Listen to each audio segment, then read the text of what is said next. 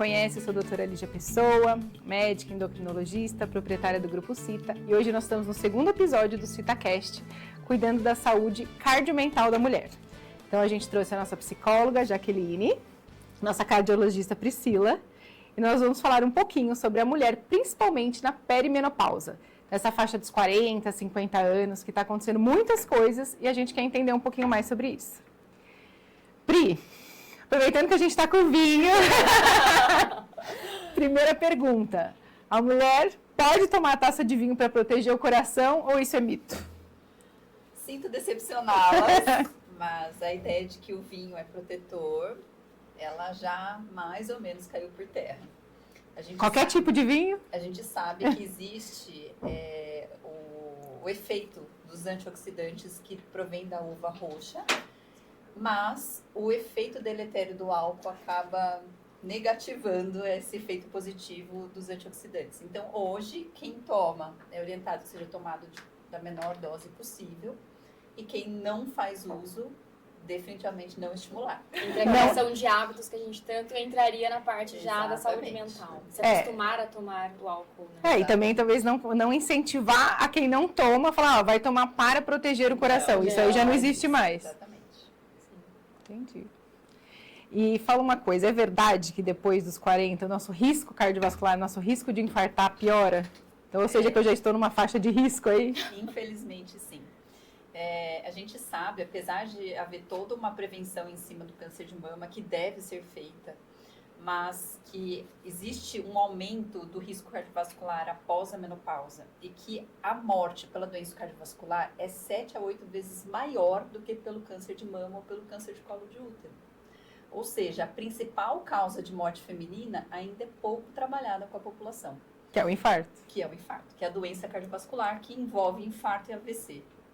E a mulher, ela tem os fatores de risco cardiovasculares que todo mundo conhece, tabagismo, obesidade, sedentarismo, hipertensão, diabetes, mas ela tem fatores que são próprios da mulher.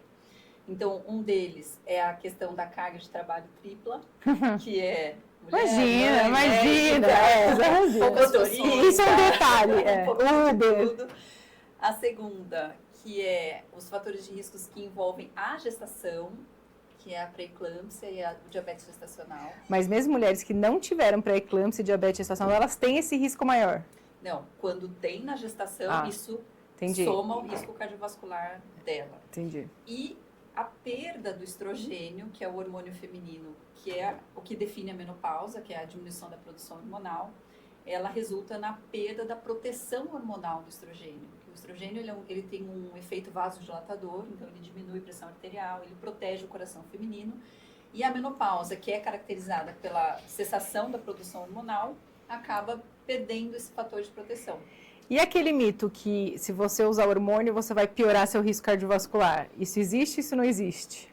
A gente teve uma fase de reposição hormonal com tipos de hormônios que realmente pioravam o risco cardiovascular. O que a gente tem hoje é que a mulher deve ser tratada na presença de sintomas. Então, não se trata mulheres em menopausa que não tenham sintomas relacionados à menopausa com o objetivo de prevenir doença cardíaca, isso não existe.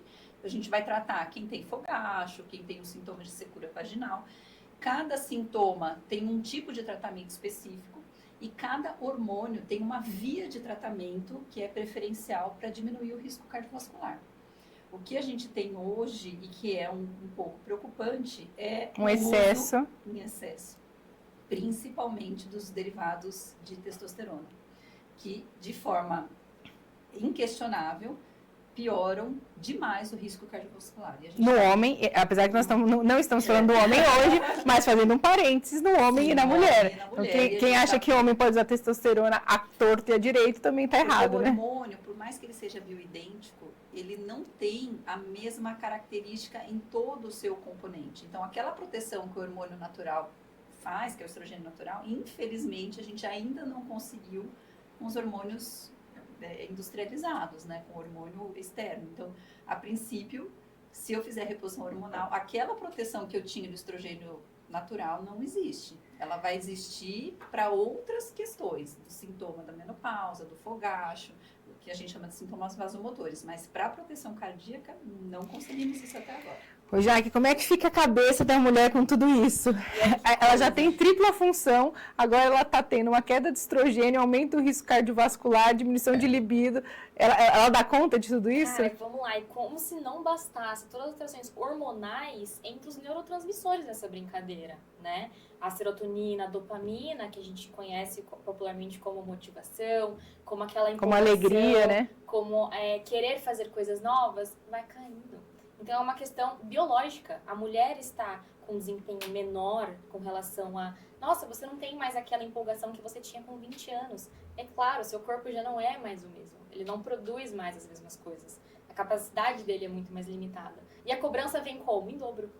Então, você diminui a produção e dobra a cobrança, né? Aí o déficit fica de 4 vezes. E aí fica... A gente não compensa. Quer compensar, né, às vezes, o tempo perdido. E aí é uma coisa que sempre vem em terapia, a questão do... Cara, o que eu fiz da minha vida até hoje, né? Aí entra a culpa, entra aquela falta de compaixão que a mulher acaba criando consigo, porque realmente ela se cobra querendo... nossa, eu tô com 40 e poucos anos, né? O que eu já fiz da minha vida, né?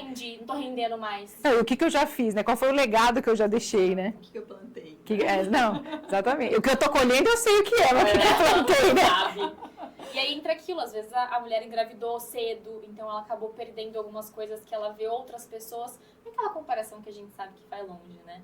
E outra, querer se comparar o nosso corpo com uma de outra mulher é muito diferente, é injusto. Sabe que existe um infarto que é muito comum em mulheres, que é um infarto provocado pelo estresse especificamente.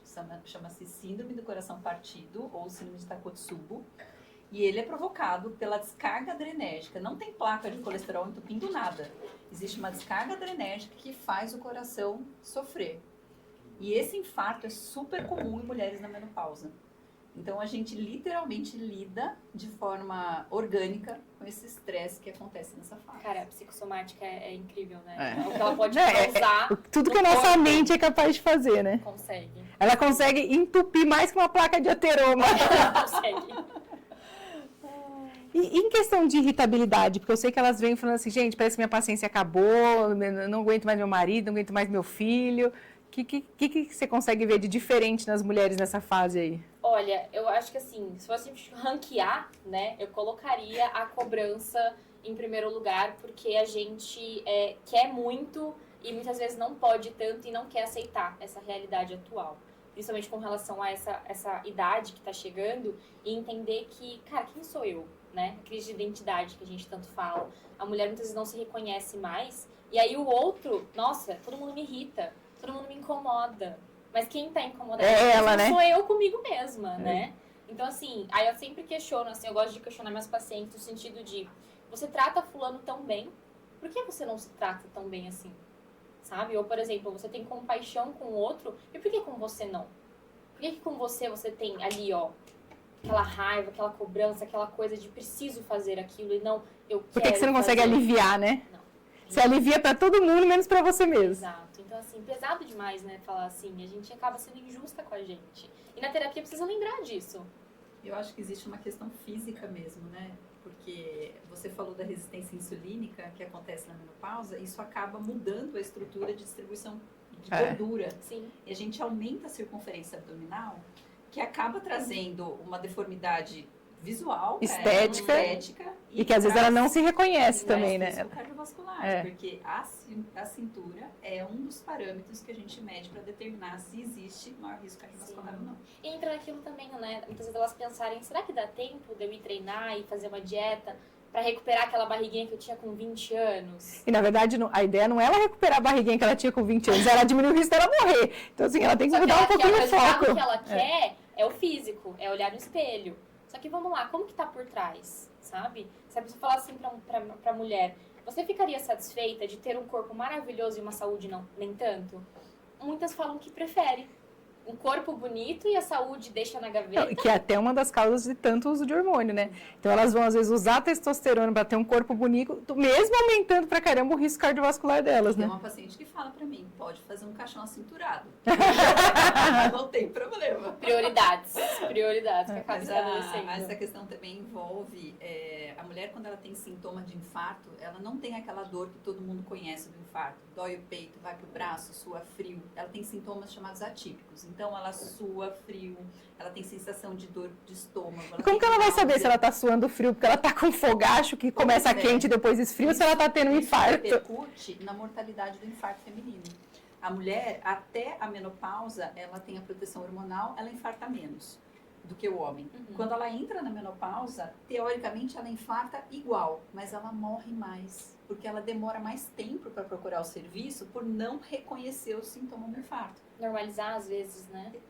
Talvez porque a gente divulgue pouco o infarto na mulher. O sintoma do infarto na mulher, que geralmente é falta de ar, dor no peito, não aquela clássica, dor nas costas, vômito. A dor nas costas, ela vai achar que ela limpou a casa, né? Vômito, um cansaço fora do normal. Até as cólicas, né? Que às vezes, Então, não é normal, tô acostumada, é assim então mesmo. ela demora mais para procurar o serviço, ela chega mais tarde, consequentemente isso resulta em mortalidade muito maior, infelizmente.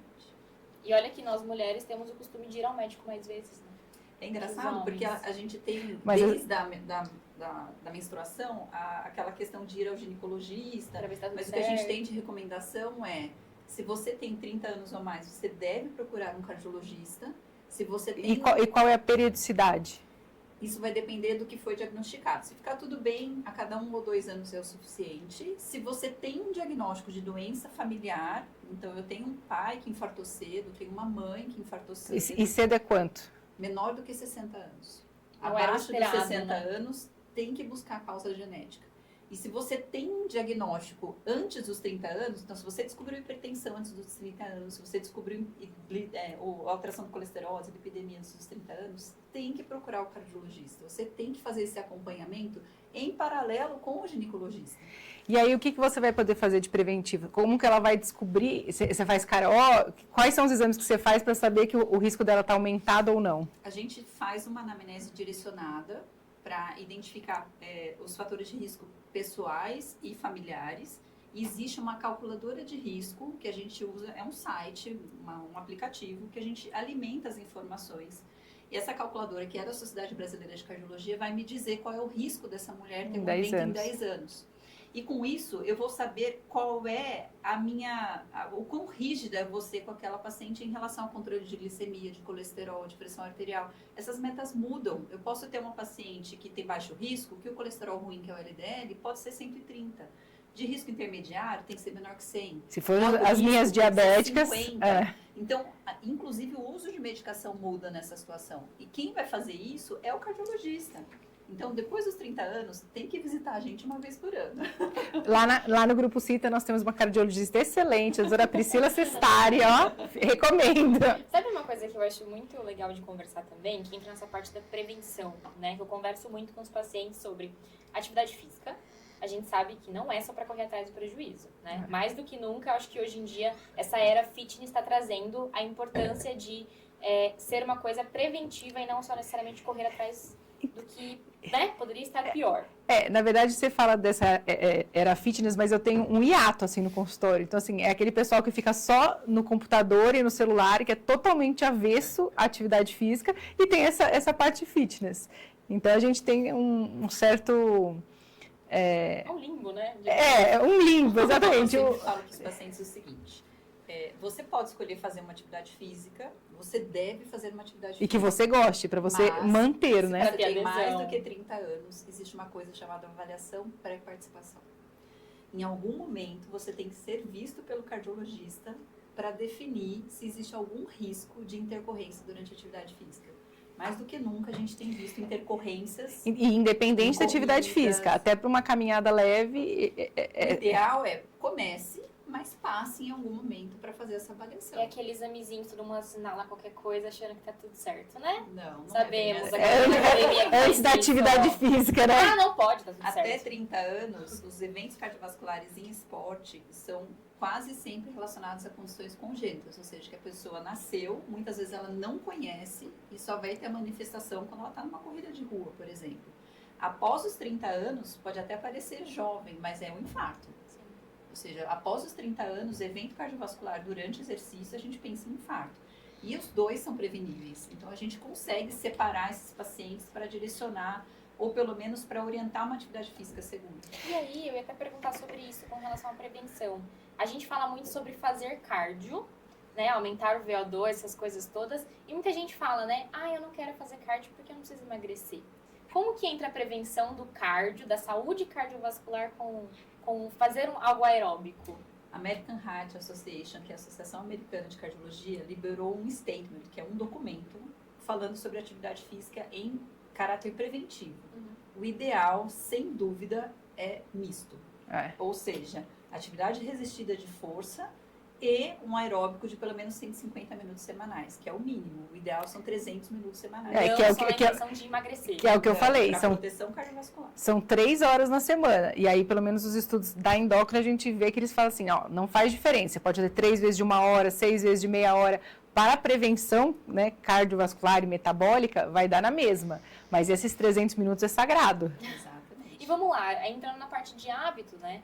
Se você fizer uma vez a cada sei lá quando, você não vai ficar bom naquilo. Vai ser muito difícil. Não, e na verdade, isso vai entrar como um fator de risco. Vai ser um pior, porque o corpo está parado 6 dias, aí você vai dar uma descarga de adrenalina nele, que ele não sabe nem de onde está vindo. Pode correr 10 quilômetros. Ele tá achando que ele tá sofrendo um assalto, né?